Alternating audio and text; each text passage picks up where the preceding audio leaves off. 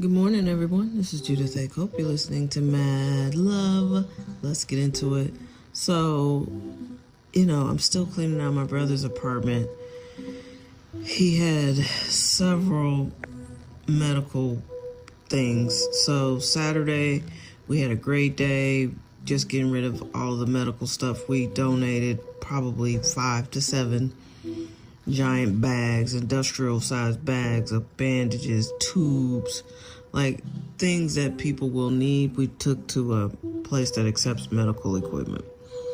So somebody's gonna hit the lottery. Like, they've got pads, they've got bed pads, they've got diapers, they've got I don't know. He had a ton of it. He had a pretty much an industrial hospital in his home. So we did that on Saturday. Then yesterday, so hospice came last week and picked up the wheelchair. They gave him the hospital bed, one oxygen tank, and a table.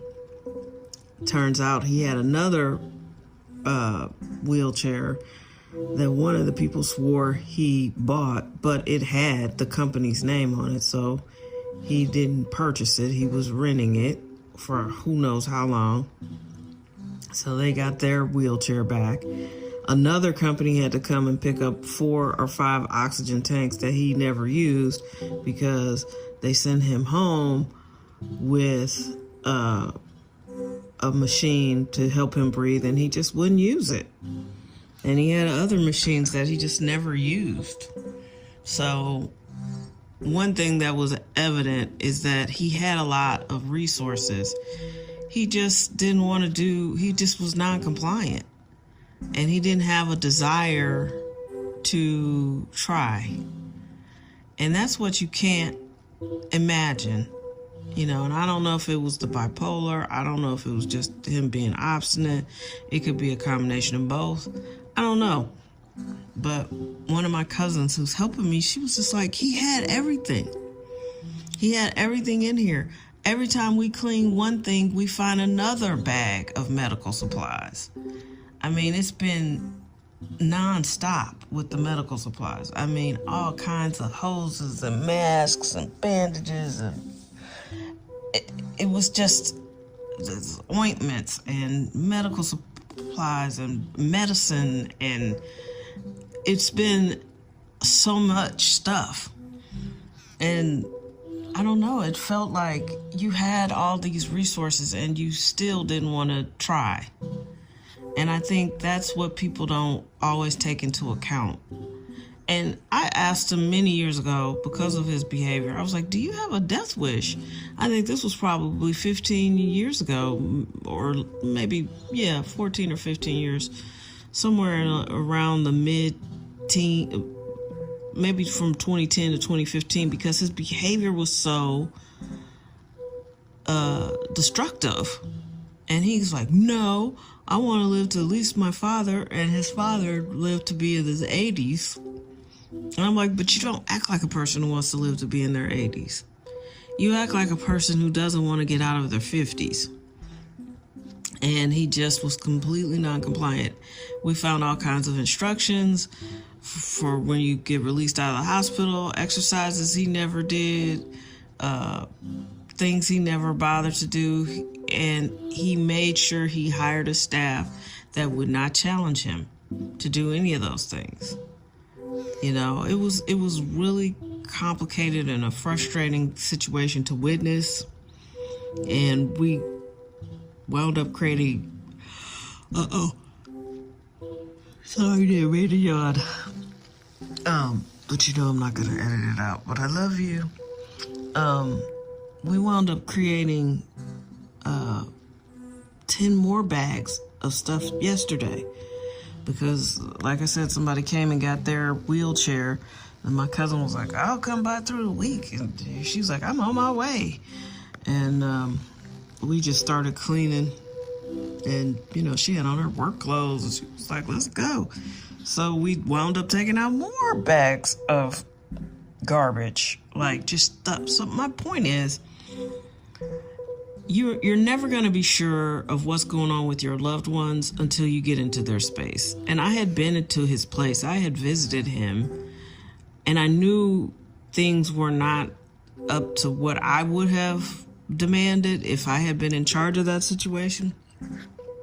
But I had absolutely no idea that they didn't do very much cleaning. And for me, as you've heard me say on this podcast many times, cleanliness is part of the care. So to just take old bandages, wash them, put them back in the drawers, to just have rows and rows of expired food behind food. So you just didn't take any time to pull out what was already in there before you started shoving things in front of it. Like, I don't understand that. I don't understand how there's so much old stuff. Old food, old medicine, old bandages, old clothes, old everything. Nobody made an executive decision that it was okay to throw out expired food. No one made an executive decision or an effort to scrub the floor. You know, the kitchen floor is grimy, and I threw out the coffee maker because it wasn't up to my standard of what I would make coffee in. You have to wash these things. I don't understand. So I'm going to say this to whoever is interested. If you find yourself being the caregiver or in charge of the caregiver team, you will have to make certain decisions. I used an agency. My brother preferred to hire private duty. And I don't know all the intricacies of their arrangements. I know you're supposed to pay taxes and do all these different things when you do private duty. I don't know what happened on that front. But also, more than that, no one's accountable when the work isn't good. You know, who are you gonna demand? So that's the thing. He didn't advocate for himself, so he didn't care that they weren't great. You know what I mean? Like, I can't tell you how many caregivers I dismissed. You know, there were times that I had one fantastic caregiver that she was only available for 2 weeks. And then they took her from me because her original client got out of the hospital or something. I waited for like a year for her to come back, and she got back right in time for the hospice year. And she was extraordinarily great. But I sent many people back. I remember I walked in one day and the caregiver, you know, was watching cartoons and eating candy. And I was like, well, where's my mom? And, you know, my mom had just stayed in the bed, and, you know, I looked at her notes and online later, and she was like, she's mean. I was like, did you make her lunch? Did you feed her any food? Did you give her her medicine? She had done absolutely nothing but watch TV, and first of all, she was too old to be watching cartoons. You know, it's like, you're not losing your mind and you're not a little kid. You got a very sick lady in there and you're watching cartoons and eating snacks. Like, you're not 7. I fired her. She, you know, one girl, I explained the intricacies of my job. You know, I'm like, yeah, I work for the prosecutor's office. And her face glazed over. She looked like she had committed a string of crimes. I was like, okay, so she never came back. I had one or two who would work out for a couple of weeks, and then they, you know, no call, no show. One girl was just like, it's too hard. I went through them. And you're not going to come and take our money and just sit here. I know that. And, you know, once they found out I worked at the prosecutor's office, a lot of them were like, oh, shit, she gonna send me to jail if I don't do. Yeah, I will. And my mom is not totally crazy. If you do something to her, she's going to let me know. And then I'm going to let you know that I know. And you do not want that. So you got to be serious about it. There's no way around it. I just talked to somebody whose mom is 80-something and she's taking care of the 90-something-year-old dad. And they're like, my mom won't let anybody come in and help. I'm like, dude, it doesn't matter. They're both she's too old to be trying to take care of him by herself. There are things that someone who's sick in their 80s and 90s, or someone who's sick like my brother who is just not following any medical instructions at all, they're going to need a certain level of support. And it can't just come from, another elderly person, or, somebody who's just nice, who wants to stop by and bring a casserole. This is requiring, you don't have to be a nurse, but you definitely need to have some medical acumen or some curiosity. I had curiosity. Whatever was ailing my mom, I tried my best to figure out a solution. I made decisions and they're small things, like I got a pill crusher. My caregiver was like, oh, she won't take her pills. Like at a certain point, she stopped swallowing her medicine. She just didn't want it that way. So I bought a lot of sugar-free jelly and a pill crusher, and my mom took all her meds that way. I'm like, you're going to have to crush up this medicine, put it in a jelly, and she'll eat it because she loves the sweetness. And she became incontinent. We wound up switching out her lovely slippers that she loves so much to Crocs because they were rubberized. I saw the same cousin that's helping me, her and her daughter came by to visit, and they both had on Crocs, and I was like, oh, that's what I need for my mom, because we can rinse these off. We don't have to worry about, we were doing loads of laundry trying to, because she would wet up her slippers, and it was disgusting. So we moved to Crocs, and those are two small things, but they saved us a ton of time. I had a neighbor who, I didn't even know my mom would need bed pads at that point. And he knocked on my door and he gave me about, I don't know, at least $100 worth of bed pads because his wife had been moved to another place and they provided the bed pads. So he gave me some very nice ones. And it was like God, because immediately she started being incontinent in the bed, and I needed bed pads. So then that started a tradition, and I bought bed pads. And these are the things that you start spending money on. See what I'm saying? So then she was losing weight, and she was just swimming in her clothes. So I had to buy her some more pajamas. Then I had to buy her some more T-shirts. And then I had just bought her some really cute T-shirts when she passed. But not 50 T-shirts, just 2. I bought her a blue one and a pink one. It was just small things, and you have to make these little purchases, and it adds up. It's expensive, but I don't know, if you love your loved one, you will do it, and someone has to do it. That's just what I'm saying. It's like you're either going to put them somewhere and neglect them, and that's your karma. If you want that on your head, if you can rest like that, I don't know. I can't tell you different. That's a you thing, because I looked at a lot of places. My sister and I went to a couple places, and I went to a place with her, and I had visited before. I'd been looking around. I've been scouring, and it was like between the cost and the quality of the care, it is dreadful out here. And yeah, you may be able to spend down their money and get them on Medicaid, but the facilities that accept Medicaid aren't great. You see what I'm saying? So this is where we have to become a community, and somebody has to look at the situation and say, this is what I will step up and do, or this is how I can help you. And you have to create boundaries. And I'm going to tell you something.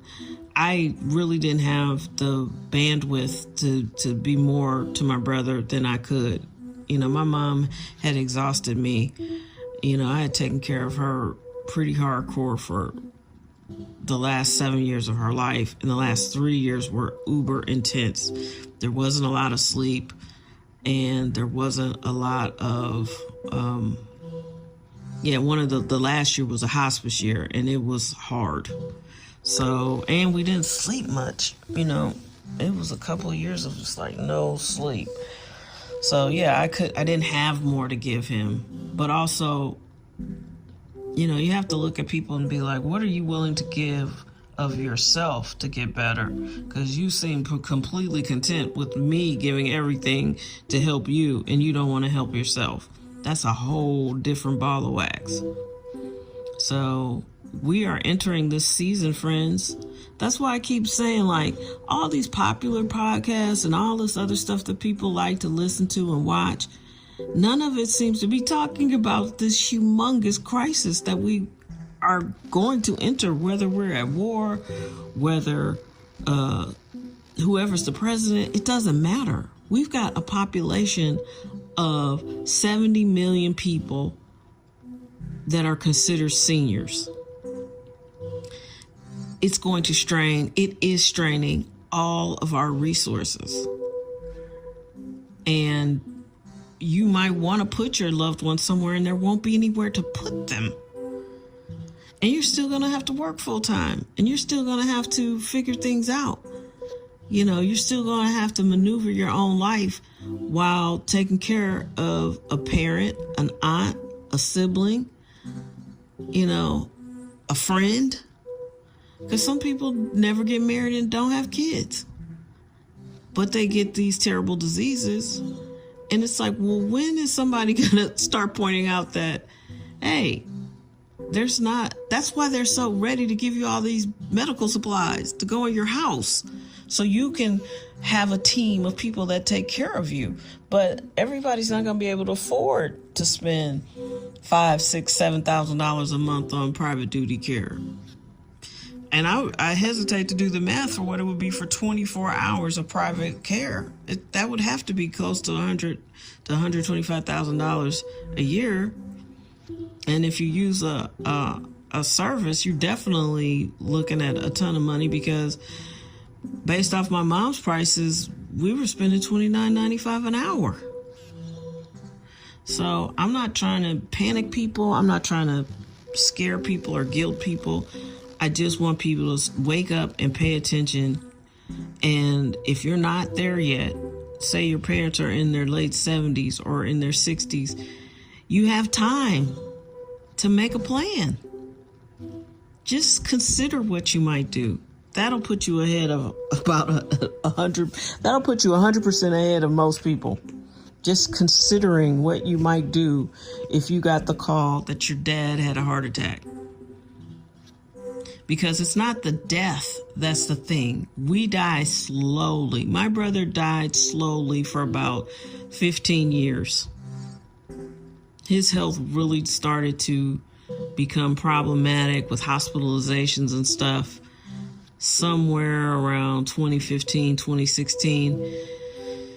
And it was just sort of like this thing like, oh, are you okay? And then he'd go home or whatever. And then by 2017, 2018, as we got further and further into the years, after 50, he just went to the hospital half the year. So they have all the supplies for you. They'll give you everything you need to go home and be successful in a recovery. You've got to want to recover. And if you care about someone, you're going to have to support them even if they don't want to recover. And I think we did the best we could with our resources, because I couldn't do that. We couldn't jump in and make him want to be healthy. And so you have to monitor what they want. And it's rough. It's rough to look at. It's hard to watch. And a lot of people are going to be in that same situation. You're going to have somebody you care about, and they're going to send them home with all this stuff. They have all the stuff they need to get better. And you're going to watch them be like, nah, I'd rather watch TV.